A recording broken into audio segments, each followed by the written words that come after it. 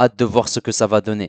Salut à tous, on se retrouve pour une nouvelle vidéo et dans cette vidéo, je vais faire mon pronostic pour la Coupe du Monde des clubs. Mais avant tout, n'hésitez pas à liker et à vous abonner si vous êtes nouveau. Et bah, cette compétition, elle réunit plusieurs clubs du monde entier, que ce soit des clubs européens, africains, asiatiques, Amérique du Nord, Amérique du Sud. Forcément, on s'attend à des belles oppositions, à du beau spectacle. Et là maintenant, on rentre dans le vif du sujet. Pour ce groupe A qui est composé de Palmeiras, Porto, El Ahly et l'Inter Miami, forcément, on a ce club portugais qui est forcément favori de ce groupe, ce qui est tout à fait normal, hein, parce que c'est un club qui performe, que ce soit dans son championnat et aussi en Ligue des Champions. Après, on a Al Ahly, qui est l'un des clubs les plus titrés du continent africain. On a l'Inter Miami, hein, le club de Lionel Messi, un club qui est très très récent par rapport à sa création. Et on a Palmeiras, un club brésilien, forcément, voilà, un club brésilien qui va avoir du mal quand même dans ce groupe où on a Porto qui est clairement le favori, hein. Voilà, ce qui est tout à fait normal. Je pense que cette deuxième place, elle se jouera entre El Ahly et l'Inter Miami. Palmeiras, il devrait avoir cette quatrième et dernière place. Moi, je pense que ça va être l'Inter Miami qui sera deuxième, même si El Ahly peut faire quelque chose. Alors, ce groupe B, on a le Paris Saint-Germain, l'Atlético de Madrid, Botafogo et Seattle Sounders. On a le Paris Saint-Germain et l'Atlético de Madrid qui sont les deux gros favoris de ce groupe. Botafogo, un club brésilien, ça va être compliqué pour eux parce que voilà, c'est pas un club qui est performant dans son championnat. Ils vont avoir de grosses difficultés. Et Seattle Sounders, forcément, un club championnat américain qui va avoir énormément de difficultés, puisque il faut pas l'oublier, le club Seattle Sounders évolue en MLS et la MLS est très très faible. Du coup, le Paris Saint-Germain qui est champion d'Europe devrait normalement terminer en tête de ce groupe, ou juste champion d'Europe. Voilà, ils vont se disputer cette première place avec l'Atlético de Madrid. Botafogo qui est troisième, Seattle Sounders qui est quatrième. Voilà, il n'y a pas vraiment de changement à faire, hein. La logique est bien respectée. Pour ce groupe C, où on a le Bayern Munich, on a Auckland City, Boca Juniors et Benfica. Alors ici, on a le Bayern Munich qui a forcément voilà, une grosse expérience européenne, puisque c'est un club qui est bien sûr un club qui participe chaque année à la Ligue des Champions, qui est régulier en Bundesliga. Voilà, il gagne pratiquement chaque année la Bundesliga, à l'exception de la saison dernière où c'était le Bayer Leverkusen. Ils partiront logiquement favoris de ce groupe. Normalement, ils n'auront pas de difficulté à se qualifier. Le deuxième, je pense que ça devrait être Benfica, même si Boca Juniors peut poser quand même des difficultés. Ce club argentin avec une ferveur, avec les meilleurs supporters, voilà, top 5 en tout cas des meilleures ambiances au monde, des supporters qui vont pousser. Auckland City, ça va être un club qui aura de grosses difficultés. Moi, je pense que ça sera normalement le Bayern Munich, le Benfica qui sera deuxième, Junior troisième, Auckland City quatrième, si on veut respecter voilà, la logique. Le groupe D, on a Flamengo, on a ce club tunisien, l'Espérance de Tunis, on a Chelsea et Los Angeles FC.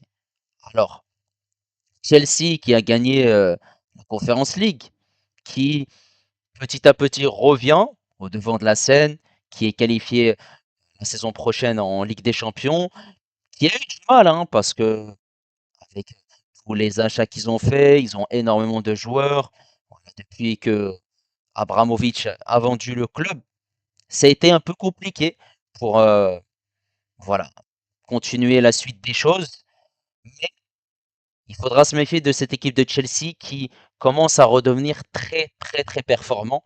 On a Los Angeles FC qui aura peut-être son mot à dire, hein, avec Loris, avec Giroud, deux joueurs français qui sont qui joue en MLS désormais. On a l'Espérance de Tunis. Espérance de Tunis qui peut faire quelque chose quand même. Elle peut. Après, je pense que ça va être un peu compliqué pour ce club africain qui est un club pertinent malgré tout.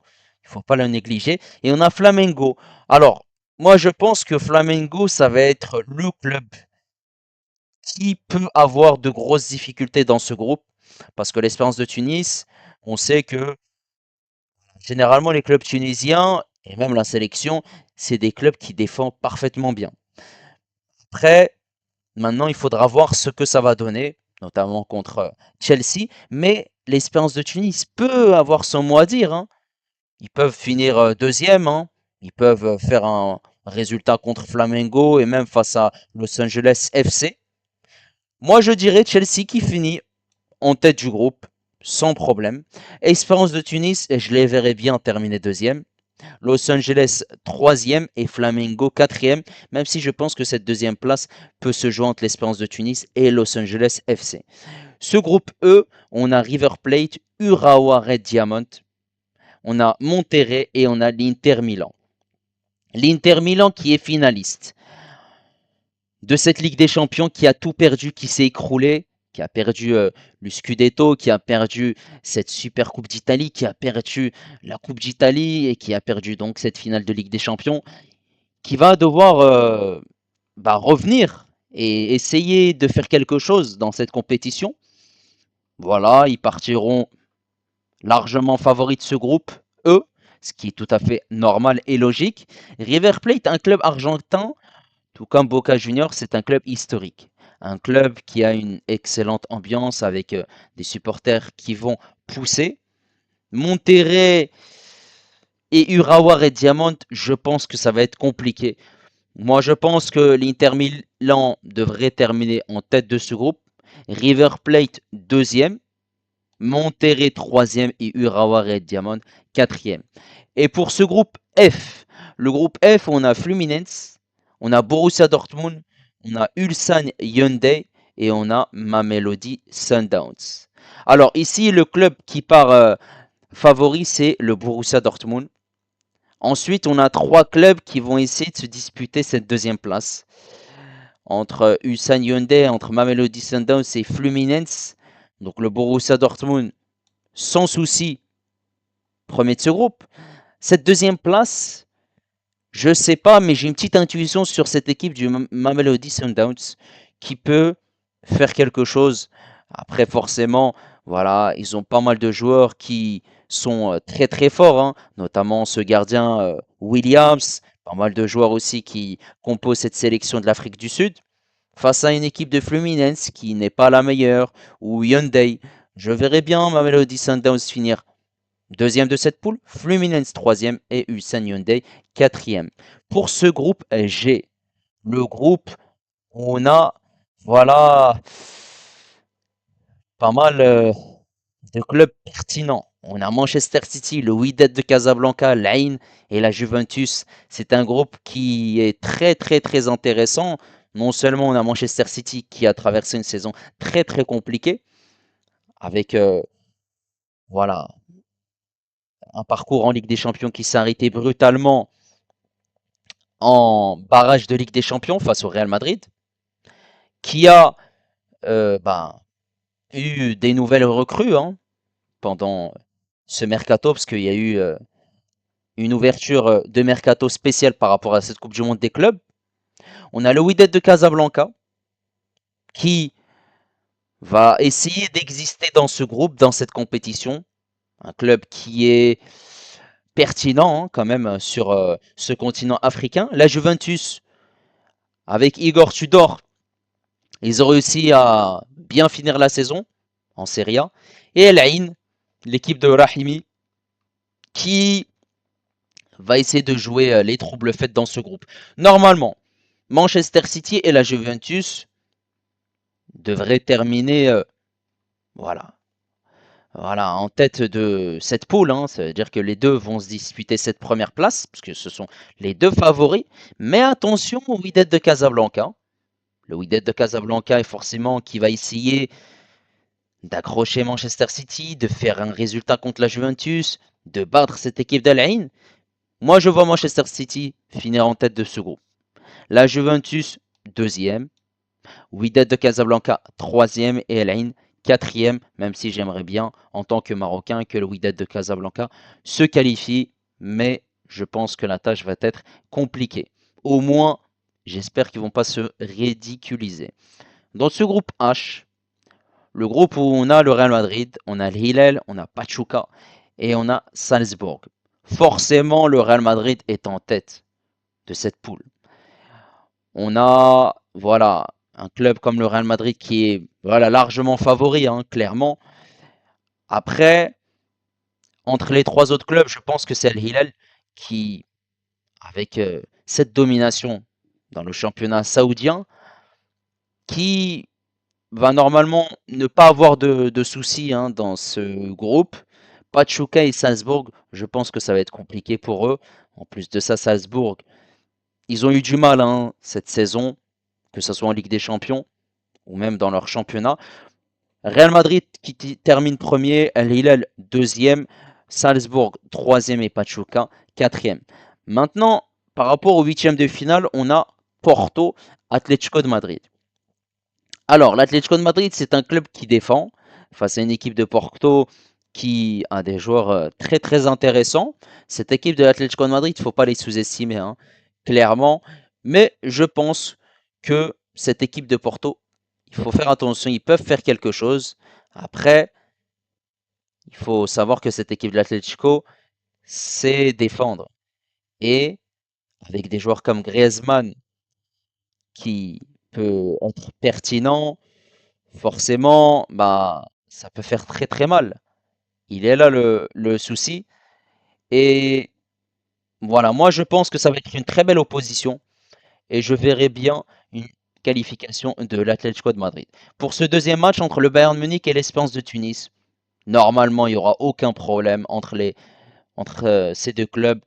Le Bayern Munich devrait gagner cette rencontre. Le troisième match entre l'Inter Milan et Mamelodi Sundowns. L'Inter Milan devrait faire normalement un bon résultat contre cette équipe sud-africaine. Voilà.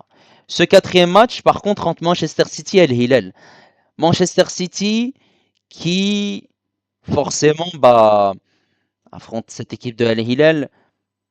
Manchester City qui, normalement, devrait se relancer, hein, dans cette compétition avec les joueurs qu'ils ont recrutés. Al-Hilal, il ne faut pas les sous-estimer. Ça va rester quand même une belle opposition entre les deux équipes. Mais je verrai quand même cette équipe de Manchester City battre Al-Hilal. Entre le Paris Saint-Germain et l'Inter Miami, il n'y a pas de souci. Messi qui retrouve son ancien club, les retrouvailles, mais le Paris Saint-Germain reste au-dessus de cette équipe de l'Inter Milan qui, certes, a des joueurs comme Messi, Suarez, Busquets ou encore Alba, mais face à des joueurs comme Dembélé, Kvaratskhelia ou encore Joe Neves et même Hakimi, ça va être, voilà, une victoire du Paris Saint-Germain. Pour ce sixième match entre Chelsea et Benfica, Chelsea qui forcément va avoir un sacré client en face, hein, parce que Benfica, ils arrivent quand même à poser des difficultés. Mais je verrai quand même cette équipe de Chelsea faire un bon résultat face à cette équipe du championnat portugais. Real Madrid et la Juventus. Normalement, le Real Madrid ne devrait pas avoir de problème contre la Juventus, même si il n'y aura pas un gros score, je pense, au niveau du résultat, une qualification du Real Madrid. Et entre le Borussia Dortmund et le River Plate, et ben là, je pense que le Borussia Dortmund devrait avoir quand même des difficultés face à cette équipe de River Plate, malgré qu'ils ont cette expérience européenne. C'est surtout parce que cette équipe de River Plate, bah, elle va essayer de jouer avec la grinta. Et on connaît les Argentins, ils taclent beaucoup, ils mettent beaucoup d'agressivité. Cette équipe de River Plate qui se qualifie. Par rapport à ces quarts de finale, on a l'Atlético de Madrid et le Bayern Munich. Et ben, très belle opposition, où on devrait quand même voir un bon match. Et cette équipe du Bayern Munich, je pense, qui devrait se qualifier face à cette équipe espagnole.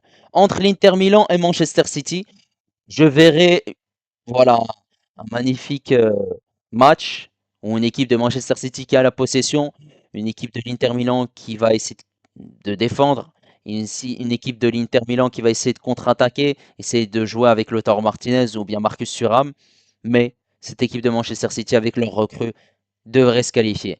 Entre le Paris Saint-Germain et Chelsea, eh ben, ça va être un match pertinent parce que cette équipe de Chelsea, eh ben, avec la jeunesse, avec les joueurs qu'ils ont, va poser des difficultés à cette équipe du Paris Saint-Germain, mais cette équipe du Paris Saint-Germain, avec cette confiance qu'ils ont, devrait s'imposer face à ce club anglais. Et le Real Madrid et River Plate, eh ben, je pense que le Real Madrid ne devrait pas avoir de soucis face à River Plate. Ça sera un très bon parcours que River Plate aura fait pour finir en quart de finale. Maintenant, par rapport à ces deux demi-finales incroyables entre le Bayern Munich et Manchester City et le Paris Saint-Germain et le Real Madrid, deux très belles oppositions. On se croirait en Ligue des Champions, clairement, entre le Bayern Munich et Manchester City. Bah, cette équipe du Bayern Munich qui peut-être aura du mal face à cette équipe de Manchester City. Parce que moi, je vois bien cette équipe de Manchester City se relancer dans cette compétition. Du fait que ils vont essayer d'être revanchards par rapport à cette première ligue qu'ils ont perdue, par rapport à cette saison qui a été très très compliquée, où ils ont réussi malgré tout à se qualifier en Ligue des Champions, ce qui était primordial. Et je verrais bien une qualification de Manchester City contre le Bayern Munich. Et maintenant, les retrouvailles.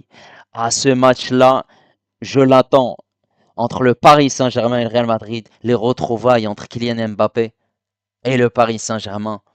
Et là, forcément, j'espère qu'une chose, c'est une victoire du Paris Saint-Germain. Parce que si le Paris Saint-Germain gagne contre le Real Madrid de Kylian Mbappé, ça serait incroyable. Sachant que le Paris Saint-Germain a gagné la Ligue des Champions sans Kylian Mbappé. Et Mbappé veut gagner cette Coupe du Monde des clubs pour essayer voilà, de revenir dans la course au Ballon d'Or. Sachant que si le Real Madrid gagne contre le Paris Saint-Germain et que Mbappé marque, ça serait très très très dur et Mbappé prendrait en soi un petit peu sa revanche contre le Paris Saint-Germain parce qu'on sait que ça s'est mal terminé entre le Paris Saint-Germain et Kylian Mbappé. Mais je vois quand même une victoire du Paris Saint-Germain contre le Real Madrid et cette finale entre Manchester City et le Paris Saint-Germain, ça serait une finale très très très intéressante. On aura deux coachs espagnols, Pep Guardiola, Luis Enrique, deux coachs qui aiment bien la possession. Donc ça va être un duel tactique. Ça va être un excellent match. Mais avec cette confiance que affiche Luis Enrique, c'est-à-dire gagner tous les titres, avec cette gestion du temps des joueurs, qu'il le fait parfaitement, la rotation qu'il fait aussi, je verrai parfaitement une victoire du Paris Saint-Germain contre Manchester City et le Paris Saint-Germain remporte cette Coupe du Monde des clubs. Ce serait incroyable et ce serait magnifique. En tout cas, n'hésitez pas à me donner vos pronostics par rapport à cette Coupe du Monde des clubs. Si vous êtes plutôt d'accord ou pas avec mes pronostics, n'hésitez pas également à liker et à vous abonner si vous êtes nouveau. Et moi, je vous dis à la prochaine. Ciao les amis.